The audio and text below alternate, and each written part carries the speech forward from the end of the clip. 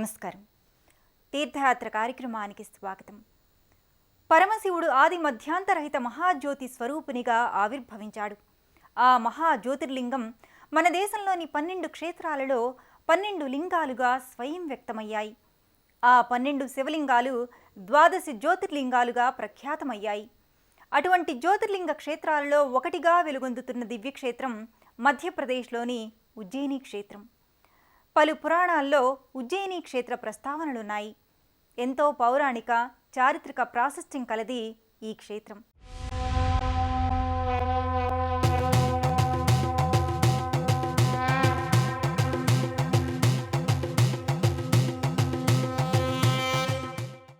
రత్నాలు మణులు అలంకారంగా లేకపోయినా కేవలం విభూతి రేఖలను దిద్ది ఒక మందార పువ్వును పెడితే చాలు పరమసుందర రూపుడవుతాడు శివుడు. రత్నఖచిత సింహాసనం లేకపోయినా ఓ పానవట్టంపై లింగాకృతిని కొలువుదీర్చి ఇంత బూడిదను భస్మలేపనంలా పూస్తే చాలు చిదానందేశ్వరుడవుతాడు. అలాంటి పరమేశ్వరుడి పురాణాంతర్గత క్షేత్రం ఆలయాలపురి ఉజ్జయినిలో క్షిప్రా నది. రుద్రసాగరం తీరాన మహాకాళేశ్వర స్వామిగా స్వయంభూ జ్యోతిర్లింగమై వెలిశాడు. అనేక వందల సంవత్సరాల క్రితం నిర్మితమయ్యింది ఈ మందిరం. ఈ క్షేత్రంలో మూల విరాట్టుగా శివుడు గుండ్రటి పానవట్టంపై నునుపైన శివలింగంగా నెలకొన్నాడు. అదే మహాజ్యోతిర్లింగం.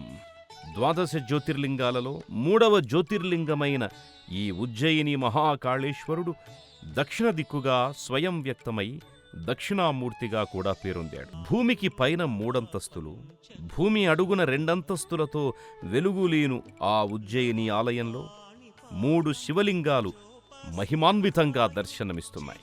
అన్నింటికన్నా కింద ఉండేది మహాకాళలింగం, మధ్యలో ఉండేది ఓంకారలింగం, ఆ పైన ఉండేది నాగేంద్ర స్వరూపమైన లింగం. ఈ నాగచంద్రేశ్వర విగ్రహాన్ని నాగపంచమి రోజున మాత్రమే దర్శనం చేయిస్తారు. గర్భాలయం చెంతనే ఒక భస్మ మందిరం ఉంది. ఆ మందిరంలో ఆవుపేడ పిడకల్ని కాల్చి విభూతిగా మారుస్తారు. ఆ విభూతిని ఒక గుడ్డలో మూటగా కట్టి మహాకాళేశ్వర జ్యోతిర్లింగం పైన ఉండేట్టు పట్టుకుని మరో మూటతో దానిని కొడతారు. ఈ భస్మారతిని చూసేందుకు దేశ విదేశాల నుంచి తండోపతండాలుగా భక్తజనం తరలివస్తారు. ప్రపంచంలో మరెక్కడా జరగని ఇటువంటి భస్మాభిషేకాన్ని చూసి తన్మయ భరితులవుతారు భక్తులు. అభిషేకాల అనంతరం విభూతి రేఖలు, చందన కుంకుమలు తీర్చిదిద్దే తీరు ఈ శివలింగం ఉజ్జయిని జ్యోతిర్లింగమని తెలుస్తున్నది. అంత ప్రత్యేక అలంకారంగా భాసిల్లుతోంది. రుద్రాక్షమాలలు, బిల్వపత్రాలు, నానావిధ పూలదండల అలంకారంలో ఎంతో అందంగా కానవస్తుంది. అదే గర్భాలయంలో ఒక పక్క గణపతి, మరో పక్క పార్వతీదేవిల చిరు విగ్రహాలు గోడ మందిరాల్లో ఉంటాయి. డమరుక శంఖనాదాలతో, భక్తుల హరహర మహాదేవ శంభో శంకర నినాదాలతో ఆలయమంతా ప్రతిధ్వనిస్తుంది. దేశంలో ఉన్న శైవ క్షేత్రాలలో అత్యంత పురాతనమైన క్షేత్రం, అత్యంత పవిత్ర క్షేత్రం ఇదేనని పార్వతీదేవికి పరమశివుడు చెప్పిన క్షేత్రం ఉజ్జయిని. మరో విశేషం ఏమిటంటే ఈ క్షేత్రానికి పుష్కరిణిగా క్షిప్రానది ప్రవహించటం.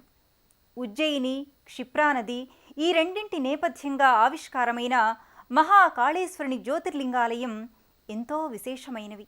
శైవ భక్తులు ఎంతో భక్తిపూర్వకంగా భావించే శైవ క్షేత్రాలలో ఈ ఉజ్జయిని క్షేత్రం ఎంతో ప్రముఖమైనది. మధ్యప్రదేశ్లోని మాళ్వా నేలపై ఉంది ఉజ్జయిని మహాక్షేత్రం. దీని పూర్వనామధేయం అవంతిపురం. పూర్వకాలంలో ఈ క్షేత్రాన్ని పాలించిన కార్తవీర్యార్జునుని కొడుకు పేరు అవంతి.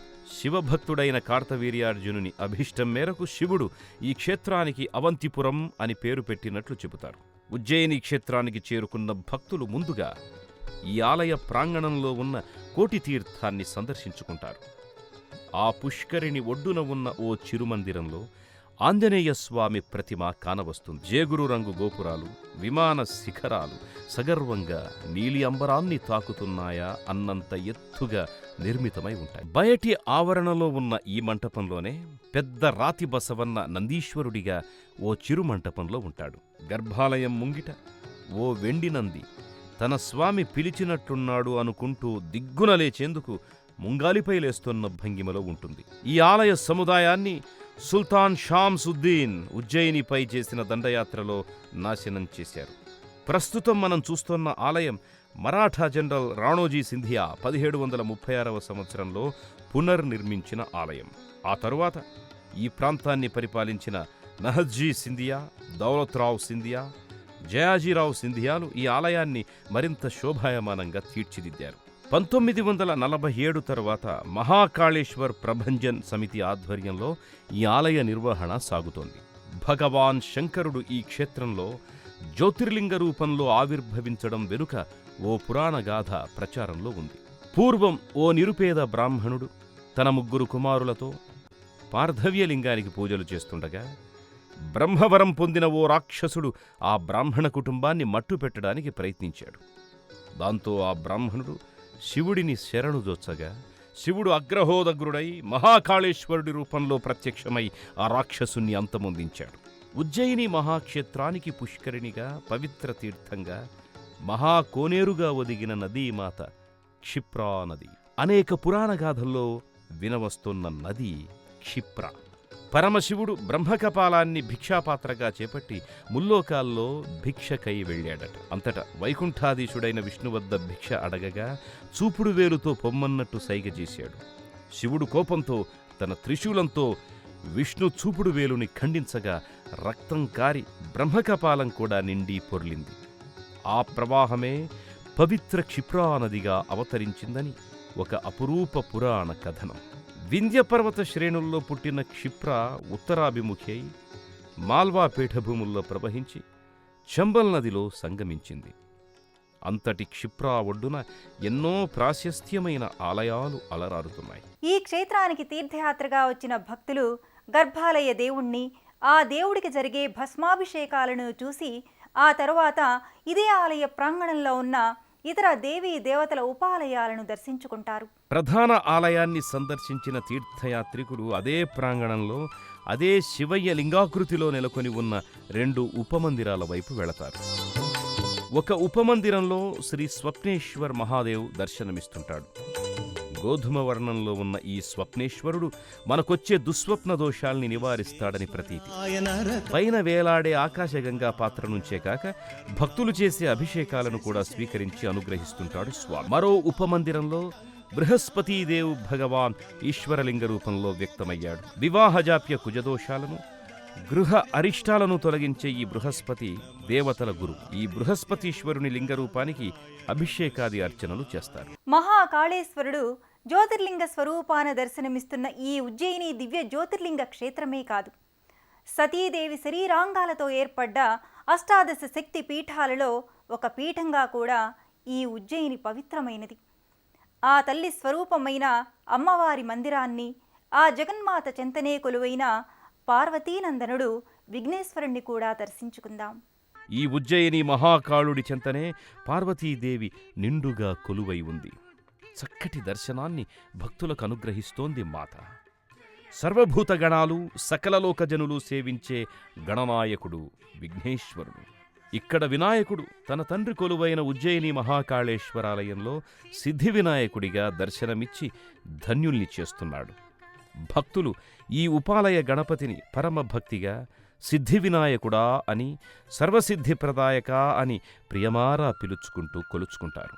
చతుర్భుజుడై 2 చేతులా పాశాంకుశాలను అభయ మోదక హస్తాలతో ఆసీనుడై తలపాగాను ధరించి ఉంటాడీ సిద్ధిప్రద వినాయకుడు. రుద్రుని కోవెలలో రుద్రాంశ సంభూతుడు కూడా కొలువుదీరి ఉన్నాడు. వైష్ణవావతార శ్రీరాముని నమ్మిన బంటు శివాంశ హనుమ ఇక్కడే ఒక ఉపమందిరాన దర్శనమిస్తున్నాడు. విఠల్ పండరీనాథుడు, శ్రీ సాక్షి గోపాలుడు పూజలందుకుంటున్న ఉపమందిరాలు ఇదే ఆవరణలో ఉన్నాయి. వాటిని దర్శించుకొని భక్తులు తమ యాత్ర ఫలించిందని సంతృప్తులవుతారు. రామభక్తుడైన ఆంజనేయుడు రుద్రాంశ సంభూతుడే కదా. అందుకేనేమో ఈ జ్యోతిర్లింగ క్షేత్రంలోనే ఉపాలయ దేవుడిగా దాస హనుమానుగా కొలువయ్యాడు స్వామి. సింధూర వర్ణంలో ఒక విలక్షణమూర్తిగా అంజనీసుతుడు కానవస్తాడు. మరో మందిరాన శ్రీ విఠల్ పండరీనాథుడు తన 2 దేవేరులతో కూడి దర్శనమిస్తుంటాడు. నల్లని శిలామూర్తిగా స్థానక భంగిమలో పండరీనాథుడు భక్తుల పూజలందుకుంటున్నాడు. మరో ఉపమందిరాన శ్రీ మహావిష్ణువు ద్వాపరయుగంలో అవతరించిన రసరమ్య మహిమాన్వితావతారం శ్రీకృష్ణావతారం కానవస్తుంది. ప్రణమ్య శిరసాదేవం స్వయంభువం పరమేశ్వరం. స్వయంభువుగా ఆవిష్కారమైన ఉజ్జయిని మహాకాళేశ్వరుని దర్శనం జన్మజన్మల పుణ్యఫలం. ఆ పరమేశ్వరుడు సకల సృష్టికి నిత్యుడు, అనంతుడు. అటువంటి ఆదిలయకారుని కరుణామృతం ఆయన శిరముపై గంగాధారవలే మనపై కురియాలని కోరుకుందాం. ఉజ్జయిని క్షేత్ర పునర్దర్శన భాగ్యాన్ని ఓ వరంగా వసంగమని అర్థిద్దాం. మరో క్షేత్ర దర్శనంతో మళ్ళీ కలుద్దాం.